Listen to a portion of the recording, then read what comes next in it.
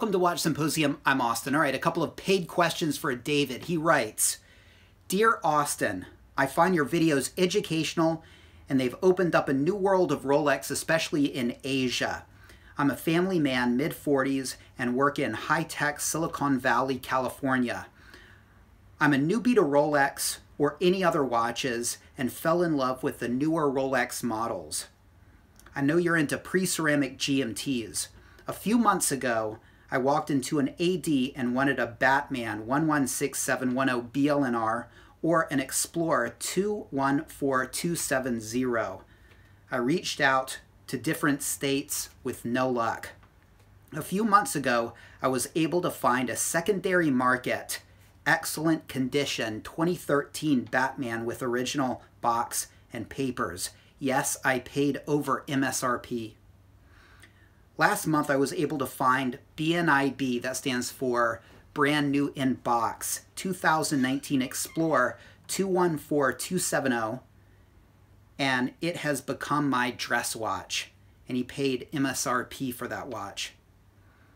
I'm now in the market for a third purchase, a Hulk 116610 LV, and by all means, I do not have plans to flip any of my watches and plan to keep them and hand them down to my kids. All right, so he has four questions, and we're gonna make a different video for each question. So this is video one, and we'll address question number one.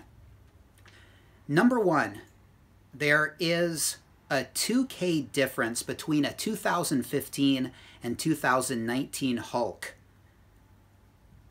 Both are mint condition, and any suggestion between the 2015 versus the 2019, both have original box and papers. Okay, so here's the situation. He's looking at the secondary market. He's looking at a Hulk 116610 LV. There's one that is from 2015. There's another from 2019.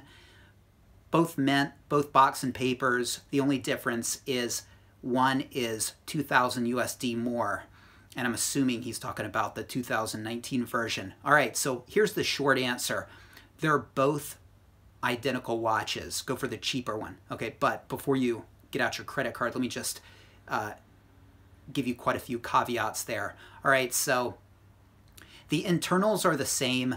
Physically, they look the same. You know, if you're talking a ceramic Pepsi GMT, the first version and the later versions, there's a little bit of a color difference in terms of the ceramic bezel, but I don't think that's the case here. For all intents and purposes, these are the same watches.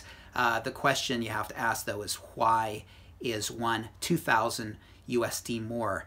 And here's some reasons. Well, first of all, before I go into those, let me just say that people throw around the word mint a little too casually, in my opinion. You go to some place like Chrono 24 and everything's mint. Pieces that are clearly used and are not mint are listed as mint. And I think that's kind of par for the course there. It's a convention there and everybody does it. And if you're putting up a piece to sell, you do it because everybody else does it. And what it means is that the word mint means nothing on Chrono 24.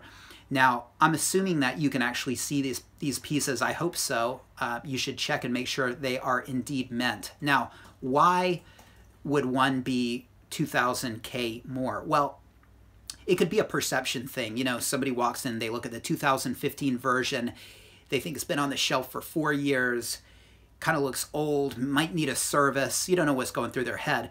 But they look at the 2019 version, and it seems more fresh from the AD. Perhaps it would make a person more liable to put in that extra money, all right? Now, that could be one thing, just as a perception thing. They're hoping people will just want to go for the newer watch. Maybe people with more money than sense will assume that the 2019 is better in some way because it's newer, right? Newer is better. But again, not the case. It could be an issue of warranty. Now, I would caution you there because there are all these little caveats, and if you read the fine print of Rolex's guarantee rules. Cards need to be filled out, names need to be on them, the retailer needs to register the watch at the time of purchase. That doesn't always happen. You'll read on the forums of people that buy a watch, say a 2018 watch, they'll have an issue with it. It appears to still be under warranty, right? It's a 2018 piece. They take it to Rolex and the RSC refuses to service it under warranty because something wasn't done correctly, all right? And they end up having to pay out of their own pocket. So the only way you can really be sure that you're getting a watch that's under warranty is to buy through an AD. Make sure you get that card that has your name on it, and make sure that they did indeed register it with Rolex, okay? And when it comes to a secondary piece on the gray market, you don't know what happened. It could have gone out the back door. The guarantee card could be blank. It could have not been filled out properly. You just don't know. And so if you're paying $2K extra for a guarantee, I would say don't do it. Still go for that 2015 piece. Even if the 2019 piece is still fully under warranty, it's still a better deal to go for the $2,000 cheaper 2015 piece, because worst case scenario, something happens tomorrow, you have it completely overhauled, that's going to cost you $1,000. You still have saved $1,000, but likely that's not going to happen. It'll probably be fine.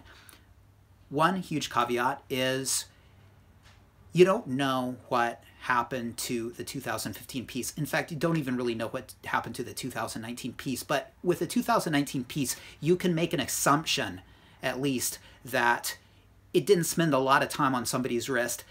Maybe you can make the assumption that it came directly from the AD to that secondary seller, that it was flipped, that it really wasn't worn. You can make that assumption a little bit more so than you can with the 2015 piece. That's 4 years. You don't know what happened to that piece. Was it worn? Was it worn, sold, and then polished, and now it's mint? I mean, you've got some unscrupulous sellers that could take a piece, polish it, list it as mint because I guess it looks mint. I mean, technically it is, right? They just polished it, and it's got box and papers, and you sort of are making the assumption that it is an unworn piece. It might not be. It could be a polished piece. They could have spruced it up, and that's not something I would want. So, you know, is it worth $2,000 for that peace of mind? Well, I don't know. It's sort of up to the individual, but I would ask questions. I would ask, has this piece been serviced? Has it been polished? Has it been polished? Is it unworn? All right, you want to get out your loop and you want to check the lugs and make sure that everything looks all right, because I feel like you may be making the assumption that these pieces might be both unworn, and that might not be the case, so you need to ask about that.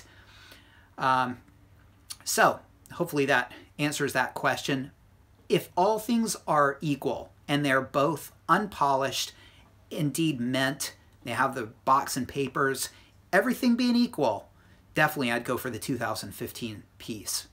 All right, hope that helps you there. Now, stay tuned for question number 2.